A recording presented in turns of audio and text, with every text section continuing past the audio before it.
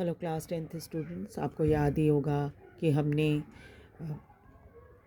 Outcomes of democracy chapter start कर लिया था और कल इसका फर्स्ट पार्ट हमने पढ़ लिया है।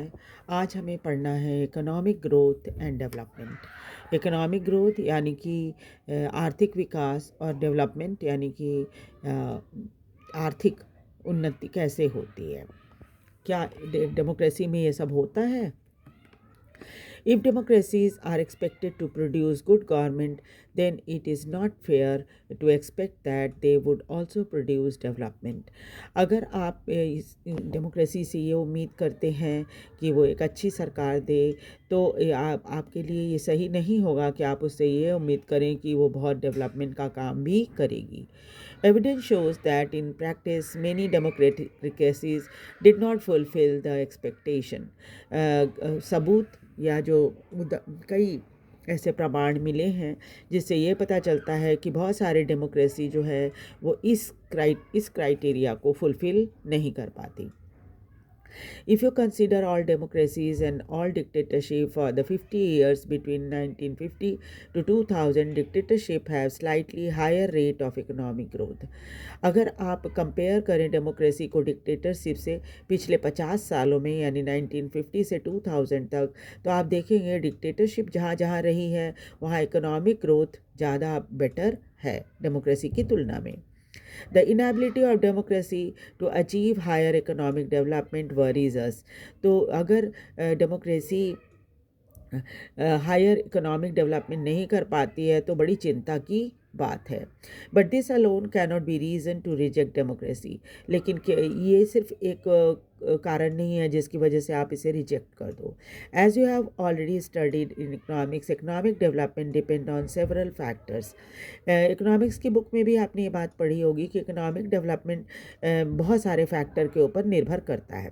कंट्रीज़ पॉपुलेशन साइज, सबसे पहले तो वहाँ की आबादी कितनी है, उसकी ग्लोबल सिचुएशन कैसी है, then cooperation from other countries, अड़ोसी पड़ोसी और दूसरे देशों के साथ कितना उसके साथ उसका कोऑपरेशन है. Economic priorities adopted by the country, देश में जो सरकार है वो कैसी इकोनॉमिक प्रायोरिटी रखती है, इन सब के ऊपर इकोनॉमिक डेवलपमेंट निर्भर करता है. However the difference in the rate of economic development between less developed country with a dictatorship and the democracies is negligible. लेकिन अगर आप ये करो, डिफरेंस देखो तो रेट ऑफ इकोनॉमिक डेवलपमेंट की, तो आप देखोगे कि लेस डेवलप्ड कंट्री और डिक्टेटरशिप से की तुलना में डेमोक्रेसीज़ को अगर कंपेयर किया जाए तो देखा जाएगा फ़र्क नेग्लिजिबल है, ज़्यादा नहीं है या इतनी चिंता का कारण नहीं है. Overall, we cannot say that democracy is guarantee of economic development. हाँ, ये सब चीज़ों को देखने के बाद हम ये कह सकते हैं कि कोई गारंटी नहीं होती कि अगर आपके देश में डेमोक्रेसी है तो इकोनॉमिक डेवलपमेंट होगी ही. We can but we can expect democracy not to lag behind dictatorship in the respect. लेकिन हम ये ज़रूर चाहेंगे कि डेमोक्रेसी डिक्टेटरशिप से ज़्यादा पीछे ना हो जाए. ऐसा ना हो कि लोगों के दिमाग में ये हो जाए कि इस देश में डिक्टेटरशिप ले आओ क्योंकि डेमोक्रेसी में डेवलपमेंट तो होता ही नहीं है. ऐसा नहीं होना चाहिए. When we find such significant difference in the rate of economic growth between countries under dictatorship and democracy, it is better to prefer democracy as it has several other positive outcome. और आपसे अगर choice पूछी जाए rate of economic growth को देखने के बाद, जो डिक्टेटरशिप है वहाँ तो ज़्यादा हो रहा है तरक्की डेमोक्रेसी की तुलना में, तो वैसे में आपसे अगर चॉइस पूछी जाए कि दोनों में से क्या चीज़ आप चाहते हो, क्या डिक्टेटरशिप चाहते हो या डेमोक्रेसी चाहते हो, तो आपको हमेशा डेमोक्रेसी को ही प्रेफर करना चाहिए क्योंकि डेमोक्रेसी में और भी दूसरे बहुत सारे पॉजिटिव पॉइंट्स हैं. नेक्स्ट पॉइंट जो डेमोक्रेसी से रिलेटेड है वो है reduction of inequality and poverty. क्या डेमोक्रेसी जहाँ होती है वहाँ असमानता दूर हो जाती है या गरीबी दूर हो जाती है? हम इस पॉइंट ऑफ व्यू से भी डेमोक्रेसी को जज करेंगे. Perhaps more than development, it is reasonable to expect democracy to reduce economic disparity. Development की तुलना में हम ये ज़रूर चाहेंगे कि जो फ़र्क है इकोनॉमिक डिस्पैरिटी, यानी अमीर जो है वो ज़्यादा अमीर होते जा रहे हैं, गरीब ज़्यादा गरीब होता जा रहा है, ये डिस्पैरिटी ख़त्म हो जानी चाहिए या कम होनी चाहिए. Even when a country achieves economic growth, will wealth be distributed in such a way that all citizens of the country will have a share and lead better life. ये भी देखना बहुत ज़रूरी है कि क्या देश में इकोनॉमिक ग्रोथ अगर होता है तो पैसा जो आता है देश के अंदर वो सिर्फ क्या अमीरों के पास ही रह जाता है या उसे वो सबके देश के सभी नागरिकों में शेयर होता है ताकि सब अच्छी ज़िंदगी जी सकें. Is economic growth of democracies accompanied by increase in equality among the people. क्या अगर इकोनॉमिक ग्रोथ होता है किसी डेमोक्रेसी में तो इनइक्वालिटी को बढ़ा देता है? क्या अमीर दिन प्रतिदिन अमीर और गरीब दिन प्रतिदिन गरीब होता जा रहा है? और do democracy lead a just distribution of goods and opportunity. क्या डेमोक्रेसी जो है वो समान तरीके से न्यायपूर्ण तरीके से चीज़ों का और मौक़ों का बराबर डिस्ट्रीब्यूशन करती है अमीर गरीब में, ये भी देखना ज़रूरी है. Democracies are based on political equality. ये चीज़ आपको पता ही है कि डेमोक्रेसी में पॉलिटिकल इक्वालिटी होती है, यानी कि सभी के वोट डालने का अधिकार जो है वो बराबर होता है. ऐसा नहीं है कि प्रधानमंत्री राष्ट्रपति वोट डालें तो उनकी वोट की संख्या ज़्यादा होगी और हमारी एक रहती है. सबके वोट की संख्या एक है. तो इस मामले में पॉलिटिकल इक्वालिटी तो सबको है, सबको वोट डालने का अधिकार है, चाहे वो अमीर हो या गरीब हो, जो भी हो. All individual have equal weight in electing representative elect करने में. जैसे मैंने अभी बोला कि सबके वोट का जो पावर होता है वह नहीं होता है. सबको हम डालेंगे, हमारे परिवार वाले डालेंगे, सबके वोट की एक एक ही होगा. Parallel to the process of bringing individual into the political arena on the equal footing, we find growing economic inequality. लेकिन हम देखते हैं कि अगर पॉलिटिकल एरेना में लाया जाए लोगों को तो क्या होता है कि वहाँ पर इकोनॉमिक इनइक्वालिटी जो होती है वो दिखाई देती है. A small number of ultra rich enjoy highly disproportionate share of wealth and income. उसमें क्या देखा जाता है कि कुछ थोड़े संख्या में लोग होते हैं जो बहुत अमीर होते हैं और उनके पास काफ़ी पैसा भी होता है, बहुत इनकम भी होती है. Not only that, their share in the total income of the country has been increasing. और ये देखा जा रहा है कि उनकी संपत्ति जो है वो दिन प्रतिदिन बढ़ती जा रही है. देश की इनकम में उनका योगदान जो है बढ़ रहा है. Those at the bottom of the society have very little to depend upon. और जो नीचे तबके के में हैं उनके पास तो कुछ भी नहीं है. Their income have been declining. उनकी कमाई जो है दिन प्रतिदिन कम हो रही है. Sometimes they find it difficult to meet their basic need of life such as food, clothing, house, education and health. और कई बार तो उन्हें जो हमारे जीवन की बेसिक ज़रूरत है उसको भी पूरा करने में उन्हें कठिनाई होती है, जैसे कि खाने की व्यवस्था करना, कपड़े, घर, शिक्षा और स्वास्थ्य के लिए. इन सब चीज़ों को भी जोड़ने में उन्हें परेशानी होती है, जो कि गरीब हैं या निम्न मध्यम वर्गीय हैं या मध्यम वर्गीय हैं वो लोग.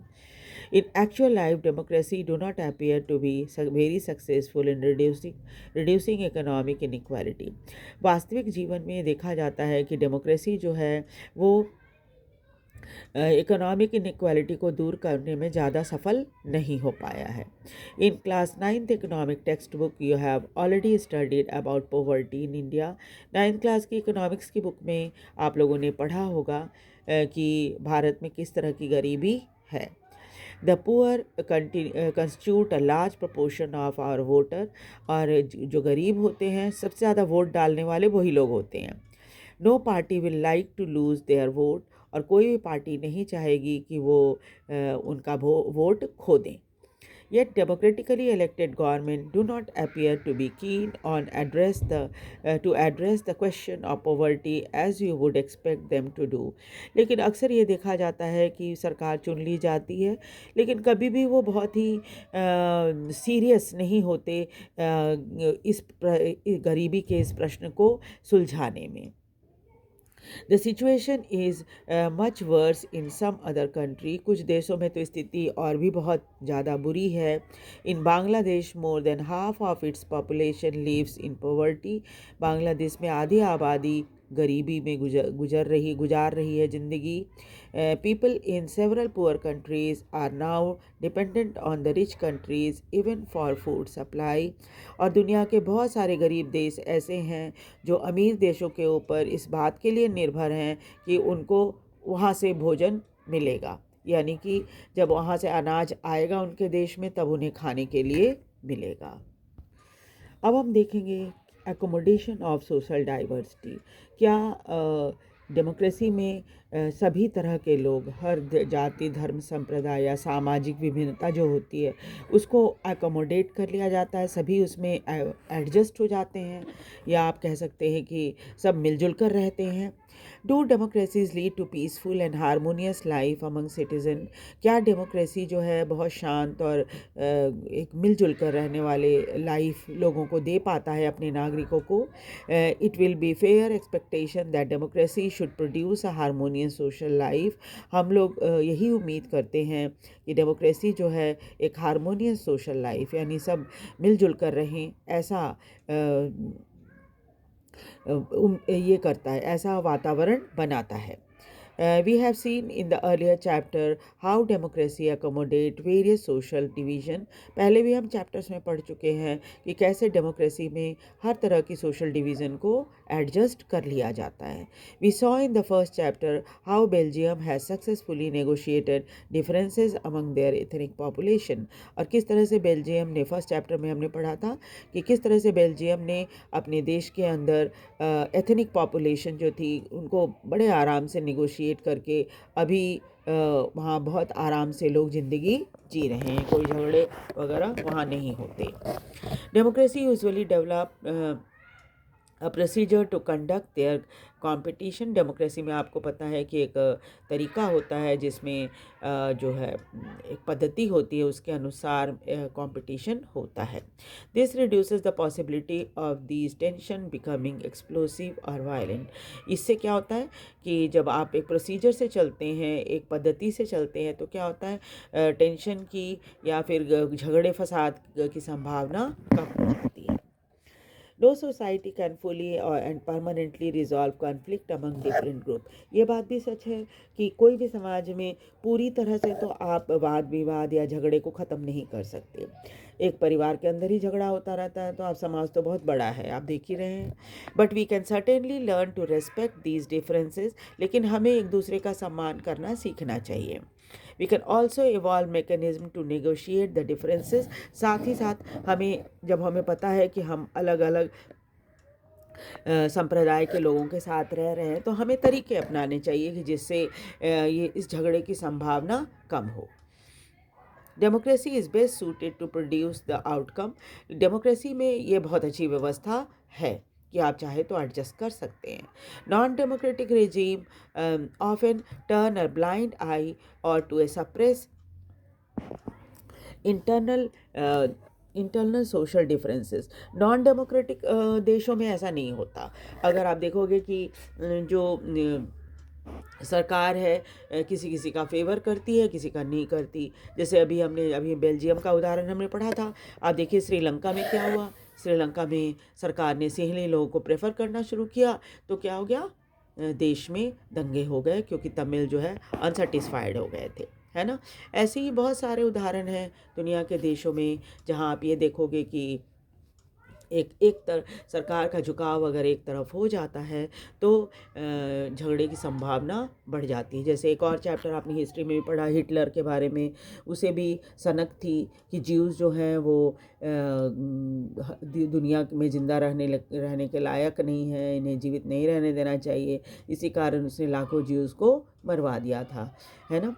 तो इस तरह से क्या होता है, एक नॉन डेमोक्रेटिक गवर्नमेंट में आप ये उम्मीद बिल्कुल ही नहीं कर सकते कि वहाँ किसी तरह की सोशल एडजस्टमेंट होगी। Ability to handle social differences, division and conflict is thus a definite plus point of democratic regime. इसलिए उनकी तुलना में, नॉन डेमोक्रेटिक की तुलना में आप देखिएगा डेमोक्रेसी का ये बहुत बड़ा प्लस पॉइंट है कि वो हर तरह की सोशल डिफरेंस, डिवीजन और कॉन्फ्लिक्ट को बड़े आसानी से हल कर लेता है.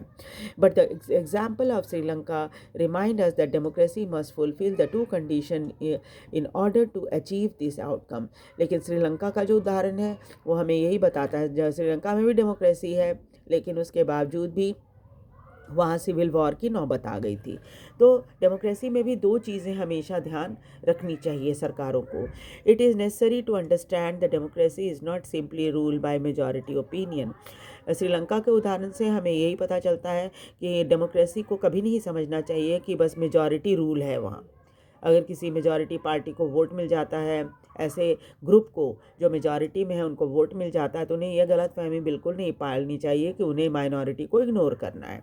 The majority always need to work with the minority so that the government function to represent the general view. Majority को भी माइनॉरिटी के साथ मिलकर चलना चाहिए ताकि सभी को ये लगे कि सरकार हम सब की है. Majority and minority opinions are not permanent, क्योंकि मेजॉरिटी और माइनॉरिटी ओपिनियन जो है वो कभी भी परमानेंट नहीं होती, बदल सकती है. It is also necessary that rule by majority does not become the rule of majority community in terms of religion, race और linguistic group. ये भी ज़रूरी नहीं है कि जो मेजॉरिटी रूल है वो मेजॉरिटी कम्युनिटी का जो कि एक ख़ास रिलीजन या रेस या लिंग्विस्टिक ग्रुप का है उसका रूल है. ये नहीं समझना चाहिए डेमोक्रेसी में लोगों को. Rule by majority means in the case of every decision or in case of every election different person and groups may and can form majority. आपको ये याद रखना चाहिए कि डेमोक्रेसी है और कोई भी ग्रुप कभी भी मेजॉरिटी बन सकती है. हमने देखा है कि जब एक पार्टी को नहीं मिलता मेजॉरिटी वोट तो कई पार्टियां मिलकर सरकार बना लेती हैं. तो कई पार्टियों को क्यों मिलना पड़ता है? क्योंकि वो माइनॉरिटी में होती हैं. तो सारी माइनॉरिटी मिलकर मेजॉरिटी बन जाती हैं और फिर पार्टी जो है सरकार बना लेती है. तो इसलिए इस चीज़ को भी हमें याद रखना चाहिए कि माइनॉरिटी जो है कभी भी मेजॉरिटी बन सकता है. Democracy remains democracy only as long as every citizen has a chance to of being in majority at some point of time. और डेमोक्रेसी तभी डेमोक्रेसी रहेगी जब हर नागरिक को यह मौका मिलेगा कि वो भी एक समय मेजॉरिटी का हिस्सा बने. If someone is bored from being in majority on basis of birth, then the democracy rule ceases to be accommodative for that person or group.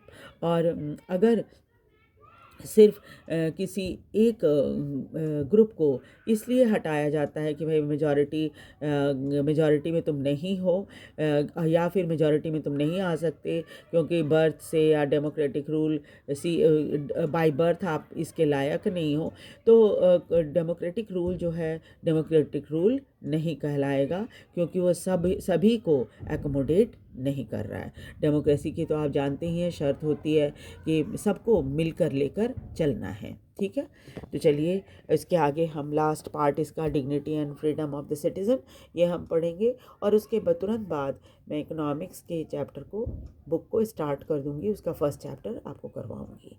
तो आपको वीडियो कैसा लग रहा है आप इसे लाइक और सब्सक्राइब ज़रूर करिए और शेयर भी कीजिए ताकि ज़्यादा से ज़्यादा बच्चे इसका फ़ायदा उठा सकें. Thank you very much.